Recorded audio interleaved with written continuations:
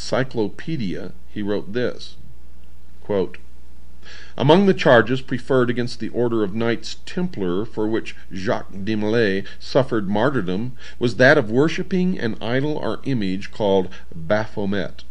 It has been suggested that Baphomet is none other than the Ancient of Days or Creator. More cannot be said here without improperly revealing what we, meaning the Masons, are bound to heal, conceal, and never reveal." Unquote. So according to this Mason, the snake or serpent is somehow a symbol of the subject of the Masonic worship, and apparently this fact is the secret that the Masons cannot reveal to the rest of the world. A Christian minister, Reverend Alexander Hislop, wrote a book that included some discussion on the subject of serpent worship. And in that book, entitled Two Babylons, he explained that serpent worship was not something that is recent in time. It was an ancient practice. Quote, "Along with the sun, this symbol will be discussed later, as the great fire god, and in due time identified with him, was the serpent worshipped. In the mythology of the primitive world, the serpent is universally the symbol of the sun. As the sun was the great enlightener of the physical world, so the serpent was held to have been the great enlightener of the spiritual by giving mankind the knowledge of good and evil." Unquote. And according to the Bible, you know who gave man the knowledge of good and evil? Satan, LuciFer. He then discussed a coin minted in Tyre, the center of the ancient Phoenician culture. This coin was also the subject of an article in the September 1986 issue of the Good News magazine. It depicted a serpent entwined around a tree stump. To the left of the stump stood an empty cornucopia, and to the right a flourishing palm tree.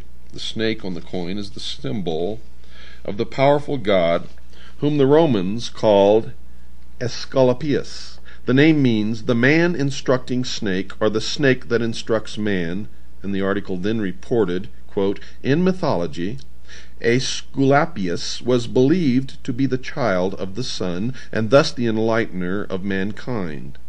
As the legend goes, Aesculapius was ultimately struck down by a thunderbolt thrown by an angry Zeus, king of the gods, and cast into the underworld."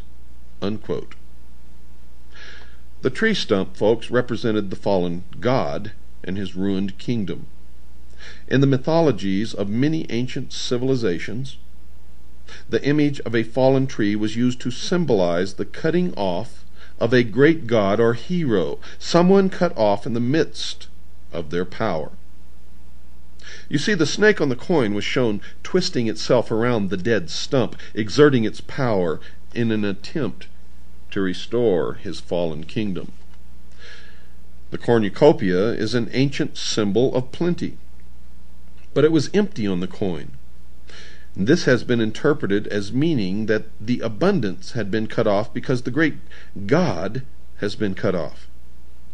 However, folks, the implication is that the horn of plenty will return when the fallen God is restored to his rightful position.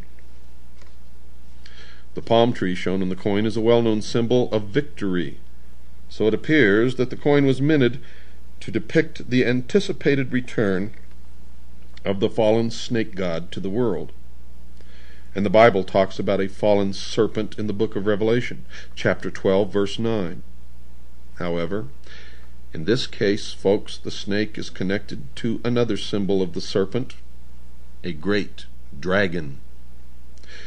Quote, "And the great dragon was cast out, that old serpent called the devil and Satan." Unquote. Is the serpent worshipped in the ancient mysteries and a symbol in the Masonic ceremonies, a symbol of Satan, the devil? As has already been discussed, there is indeed evidence, folks, that this is the case. And once you have confronted the evidence and studied as much as I have studied, you will know that they are one and the same. Another symbol that needs to be analyzed is the star.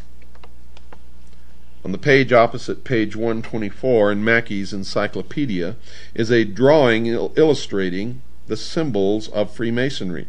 Included in the 20 or so Masonic symbols is a drawing of a shooting star. Now, it can be fairly claimed that a blazing or shooting star would be one that was on the move inside the universe. One of the directions it could move would be, of course, towards the earth. If it was moving towards the earth, it could be called a falling star. But we know that most falling stars are actually meteors and not stars at all. LuciFer, however, is a fallen angel, according to Isaiah, an Old Testament prophet who wrote this in Isaiah chapter 14, verse 12. Quote, "How art thou fallen from heaven, O Lucifer?" Unquote. Now, folks, notice that Isaiah also said that Lucifer fell from heaven, and other parts of the Bible report that he fell to the earth. So it is conceivable that the symbol of the falling or blazing star could be a symbol of Lucifer. A variety of authors have used their writings to discuss the star as a symbol. Professor Adam Weishaupt, the founder of the Bavarian Illuminati, was one who explained what he considered the star to be a symbol of. Listen closely. Quote, "The flaming star is the torch of reason," unquote. Mr. Mackey wrote that the star, quote, "was a symbol of God," unquote. He then connected the blazing star to another symbol when he wrote, quote, "The blazing star refers us to the sun," unquote. And then he connected it with the secret initiation ceremonies inside the Masonic Lodge. Quote, "In the 4th degree of the same rite, the Scottish rite of Freemasonry, the blazing star is again said to be a symbol of the light of divine providence pointing out the way of truth," unquote. And Mr. Hutchins, the Masonic writer who has authored the recent book on Masonry, further interpreted the symbol of the star thusly. Quote, "The star as a type of the myriad suns that light other countless systems of worlds is an emblem of that Masonic light in search of which every Mason travels, the correct knowledge of the deity and of his laws that control the universe," unquote. Now, closely allied with the symbol of the star is the symbol of the sun.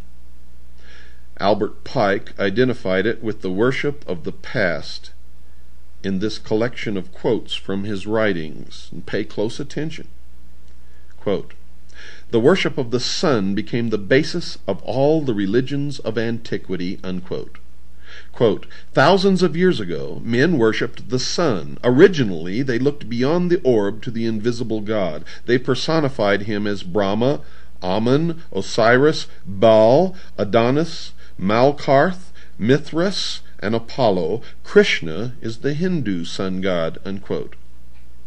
Quote, "The Gauls worshipped the sun under the name of Belin or Belinus," unquote.